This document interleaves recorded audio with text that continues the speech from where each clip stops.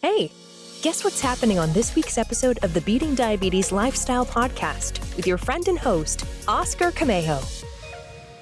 Let me say this right up front. Struggling with overeating doesn't mean you're lazy, broken, or even weak. If you're dealing with type 2 diabetes, trying to lose weight and feeling like food has way too much control over you, my friend, listen, you're not alone. That feeling of guilt after eating way too much or going off plan, yeah, we've all been there. But beating yourself up doesn't move the needle. It just adds more weight to carry on. No pun intended.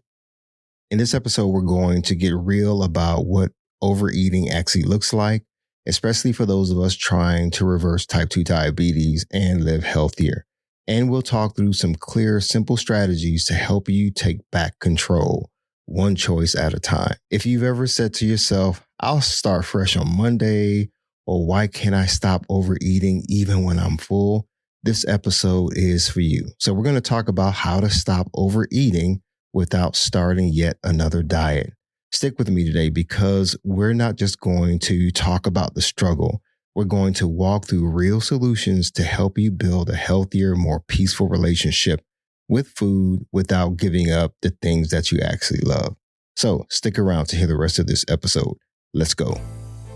Be sure to visit the website at www.beatingdiabetieslifestyle.com for access to free resources and other information that will help you along your journey. If you would like to submit a question or a comment about the show or to learn more about the Beating Diabetes Lifestyle, you can always email me at hello@beatingdiabetieslifestyle.com. And if you haven't already, be sure to subscribe to this podcast. Welcome to the Beating Diabetes Lifestyle Podcast with me, your host, Oscar Camejo, helping diabetics make lifestyle changes to reverse type 2 diabetes. Today's episode is all about outsmarting overeating. We all overeat sometimes, and once we put into practice things that help us to recognize when we are overeating, we're going to be better off. We're going to learn all about how to enjoy food without feeling guilty, without feeling like food is running our lives. So let's have some real talk. Let me share with you my journey. Before I started making changes, I thought I had things under control, like we all do sometimes, right? I would eat what I wanted, then promise myself that I'll be better tomorrow and I'll do better the next day or what have you. That turned into a cycle. You overeat, you feel guilty, you restrict, you hold back, and then guess what? You repeat. All the while, my weight was still climbing. My blood sugar was out of control, and I was losing confidence in myself. I used to think of myself as this big fat walrus. It was crazy, guys, where I was at, a long time ago. I remember going to bed feeling full but unsatisfied. I would wake up tired and thinking, man, how did I even get here? Here's the truth, though. I wasn't eating to nourish myself. I was eating to cope. Yeah, with stress, boredom, emotions, and things that I really didn't want to face. Once I realized what was going on, everything started to shift. I didn't flip on a switch overnight. It wasn't like an overnight overhaul, but I did start paying attention to what was going on. I started eating with intention. I started learning how to enjoy food without letting it control me. So that's what I want to do today. I want to help you to make changes, lasting changes.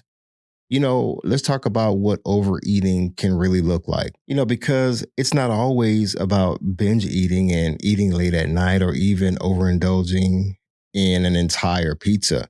But sometimes it may be that. Sometimes it's really subtle, like going back for seconds, not because you're hungry, but because it's there. You know how it is when it's the holiday and you're with your family and you guys are enjoying a good time, or you could be out with friends and, everybody else is going back for seconds and you don't want to look like the oddball. So you go. Overeating can also look like grazing. You know how cows graze out in the meadows and the fields and whatnot? They kind of just are eating all day long. So you could be grazing all day long and never really feel full. What about eating while distracted? Watching TV, scrolling through social media on your phone, and not really realizing how much you're actually eating. You could be overeating. What about feeling like you have to clean your plate every time your plate is in front of you? Many of us grew up with, folks that said, hey, you have to eat everything on your plate because there's kids starving in other parts of the world. So you don't want to be selfish. Eat your food. You see, these habits can sneak up on us, anybody, especially when life feels busy or even stressful, or you feel that peer pressure of, making other people happy. I remember not too long ago, I visited a home of some people in another country, and the food was great, but I'm not used to eating a lot of food. But in this particular culture, food is fellowship, food is community. And it was great. Very loving, very welcoming, but they kept bringing out more and more food. And so they were looking at me like I was crazy. Like, why wasn't I eating more and more? And they kept saying, eat, eat, eat. And so I felt the pressure. I was like, okay, let me keep eating.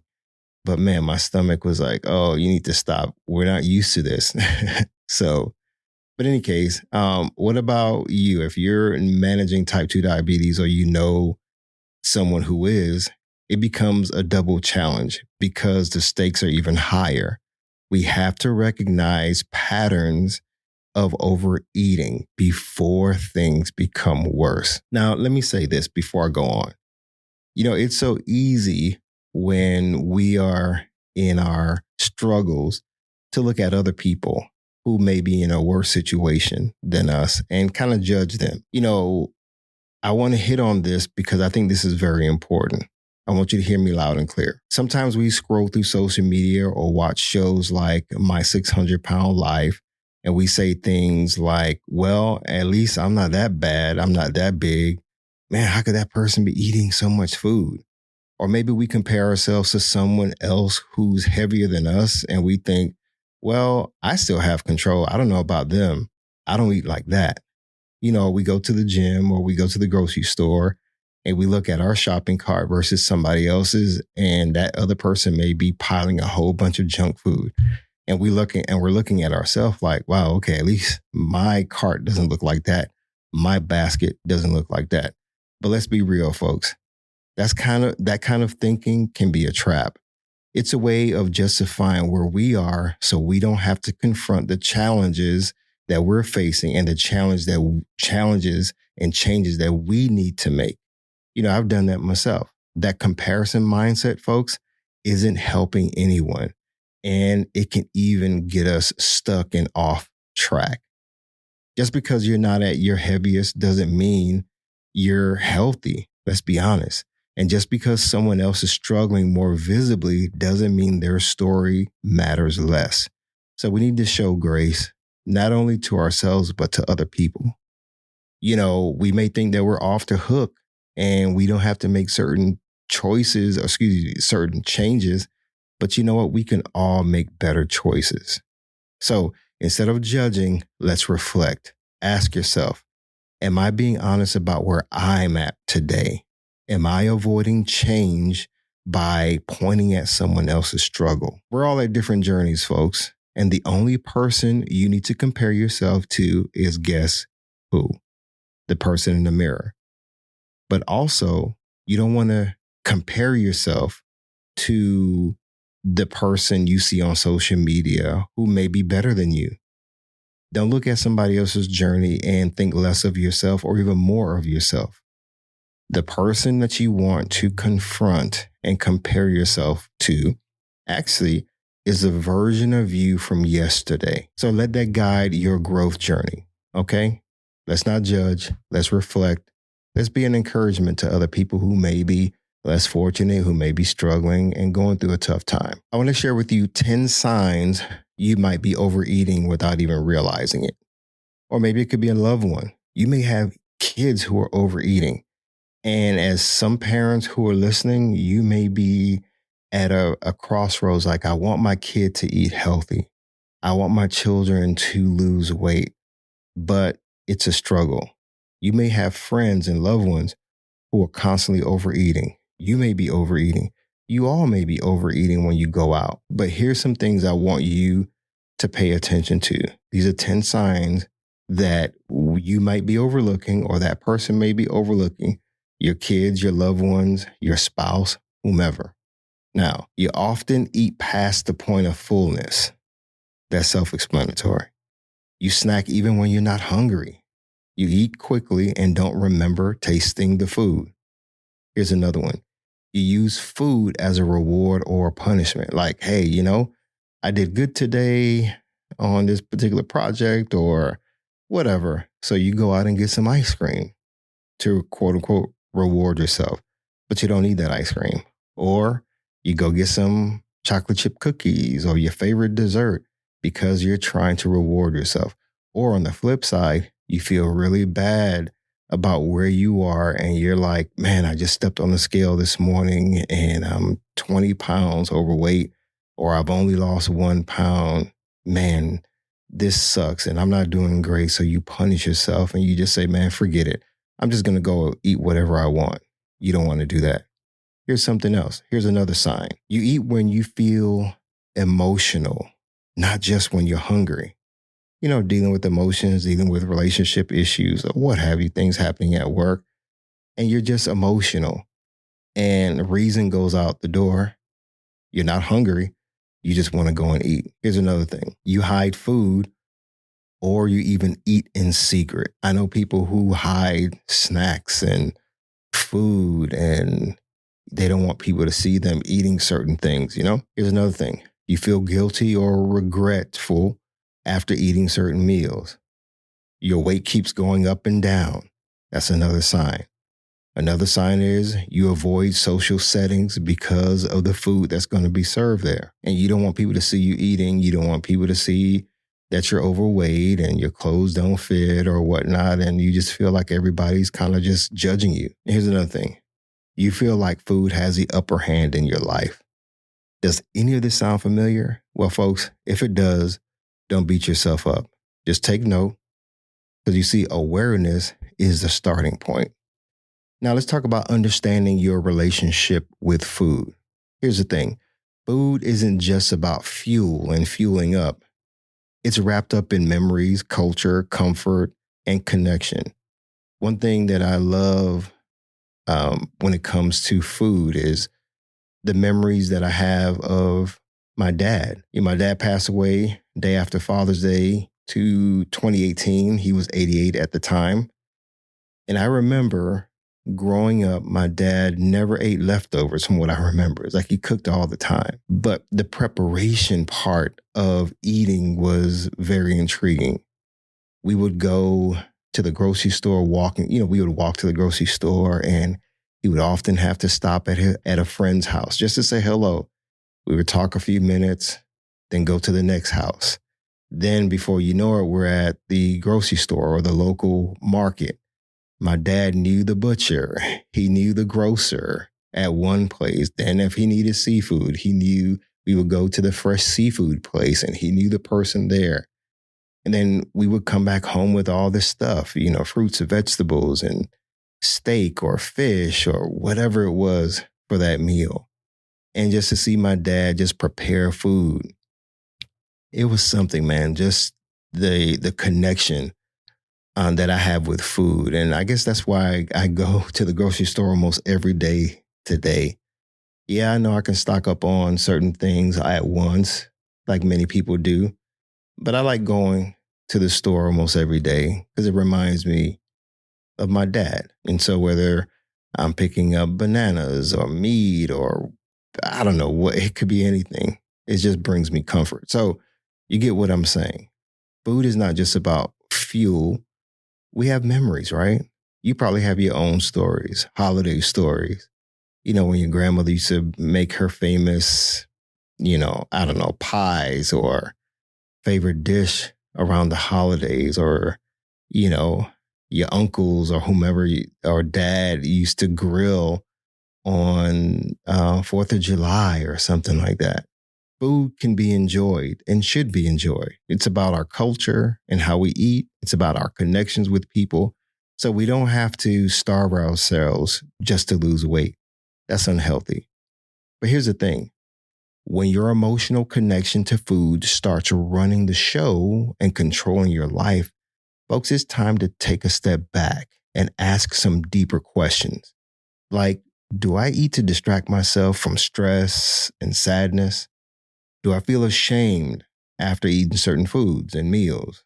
Do I feel guilty after eating a cheat meal? Yeah, it felt good while I was eating it, but I feel bad afterward. Do I label foods as good or bad and let that label determine my mood? These are all things that I know you may be struggling with or someone you know. I've talked to people who, yeah, these are issues that they deal with. Stress, sadness, shame, labeling food as good and bad. You see, folks, when food becomes tied to guilt, fear, or even shame, it's a sign that that relationship needs healing, not restriction. You're not just trying to lose weight here, folks. Because losing weight, I mean, you can do that just by starving yourself and, limiting your calorie intake. I mean, you can lose weight. But here's the thing, you're really pursuing peace and regaining your peace of mind, especially if you have type 2 diabetes. I know what it was when I was first diagnosed. It was very stressful. And I just felt like, I just have to eat salads and that's it. I need to stop eating this and stop eating that. But no, I learned that I needed a game plan. I needed to learn how to take control again. You see, folks, it's not about how many salads you eat today and how many cheat meals you skip or how many snacks you don't eat. It's about being more conscious of the things that you're putting in your body. You see, overeating and being overweight has little to nothing to do with whether or not you're exercising. Because I know people who don't exercise at all and they're very thin. I mean, that's a reality. I know some people who exercise all the time and it seems like they're not losing any weight. So we have to be smart about the things we're putting in our bodies and the things that we're doing with our bodies. So we're dealing with overeating and recognizing when you're overeating and developing our own personal game plan so we can take control. Listen, folks, you don't need another extreme diet. You don't need another weight loss program, but you do need a better strategy.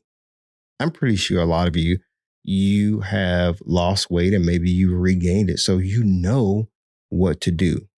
But maybe the things that you started doing before you either let slip or maybe it was kind of extreme and you've decided, hey, you know what? I'm just going to live my life. I'm not going to worry about overeating. I'm just going to whatever. I get it. Folks, I've been on this journey for over 4 years now. And yeah, there are times where I'm like, I can eat some French fries and it's not going to hurt my overall fitness. But I'm at a place where, a cookie here or a slice of pie here is not going to throw me off track. But there was a time where I was very restrictive in the things that I was eating. I was kind of grasping for straws and grasping for anything that just seemed to sound good. But one thing I learned that really has changed the game for me, and that was having a lifestyle that was conducive to what I wanted for my life. I wanted to be healthier. I wanted to feel more energetic. I wanted to look athletic. I wanted to not wake up, in a bad mood every day. I wanted to get off medications, especially diabetes medication, high blood pressure medication, high cholesterol medication. I wanted a game plan, folks. So here's some practical steps that helped me and I believe can help you too. But listen, what I'm sharing with you is just information. But I hope that the more and more you listen to this podcast and you take some time to reflect, that it will become a revelation. Basically, I hope the light bulb just goes off in your mind and that your heart jumps at this opportunity. One day I was at the doctor and I was there, doing a routine checkup. I had already lost the weight and I was just making good progress. He always gives me an A+ and say that I get a gold star, and that feels good. And I remember talking to him about me starting a podcast and he was telling me some things that I should share with my audience, to share with you guys. And so he said, share with your audience this, that today is the first day of the rest of your life.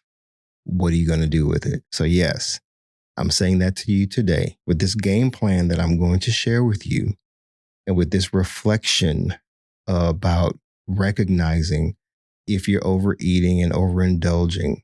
This is today. This is now. What are you going to do with this opportunity?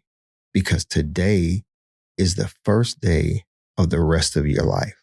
So let's get into the practical steps that help me, and I believe can help you too. Number one, eating with structure. It's not about skipping meals. It's about having a rhythm that helps curb mindless eating. Number two, pausing after eating. You need to ask yourself, am I actually hungry here? Number three, removing temptation. If it's not in sight, it's less likely to become a problem. It's something about cleaning house, if you will. I did that. I went home one day and I literally cleared out my freezer, my refrigerator, my cabinets, the pantry, everything. I cleared out things that I knew were unhealthy. The processed foods, the high sodium foods, and the snacks, the sodas, and a whole bunch of things. I literally cleared everything out because for me, I needed to do something drastic because of where I was, folks. So I had to remove the temptation, especially removing it from what they say, remove it from your reach.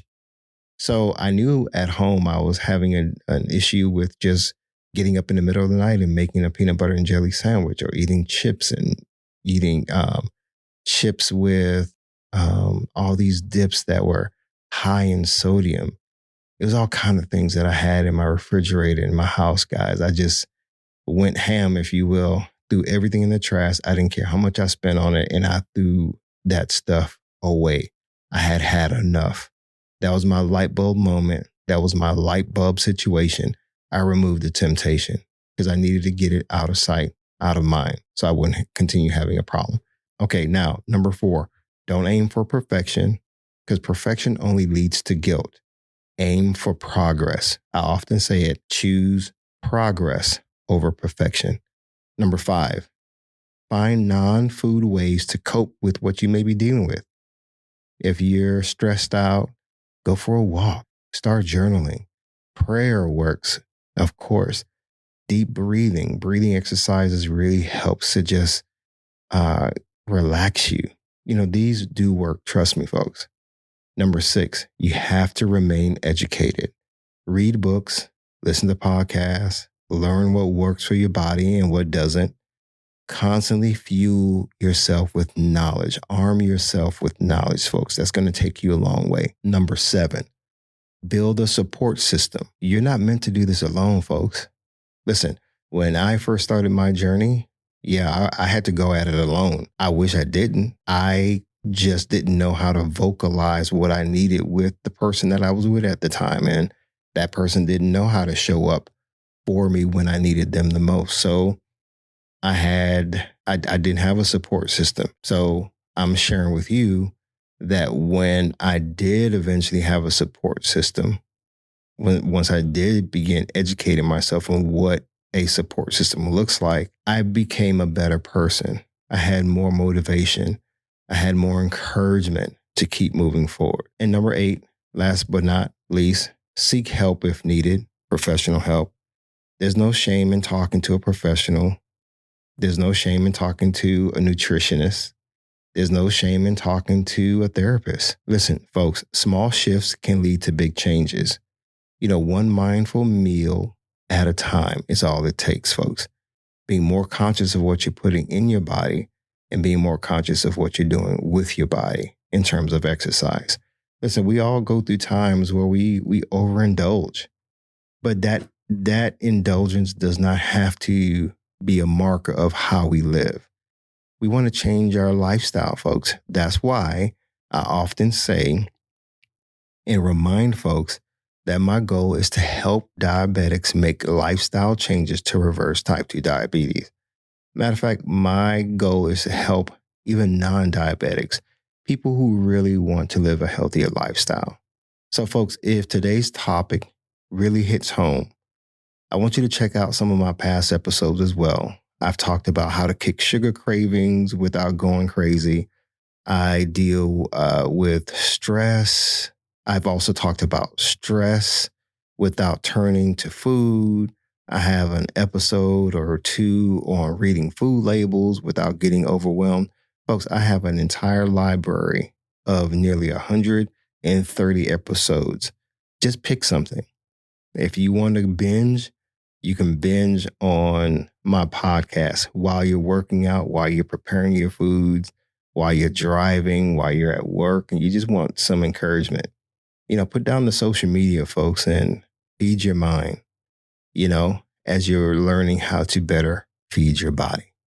And so, folks, don't forget to head on over to my website at beatingdiabetieslifestyle.com to download your free weight loss planner. It's not just a tracker. It's actually a tool that will help you to stay focused and build consistency. Because, folks, I think that's what it's going to take, consistency. So, again, go to the website, download it. So, my friends, thank you for tuning in to this week's episode of the Beating Diabetes Lifestyle Podcast with me, your host, Oscar Camejo. And as always, stay focused, keep moving, never go back, leap forward, bounce back because you can, my friend. And above all else, trust God. You got this. I believe in you. Hi, everyone. Thank you for tuning in to the Beating Diabetes Lifestyle Podcast with Oscar Camejo. We hope you enjoyed this episode. As a reminder, this podcast is intended for motivational and educational purposes only. It is not a substitute for professional care by a physician or other healthcare professional or qualified fitness instructor. This podcast is provided on the understanding that it does not constitute medical or professional advice or services. If you're looking for help on your journey, seek a qualified medical practitioner. It's important that you utilize someone who is a trained, licensed healthcare professional who can help you on your journey toward good health.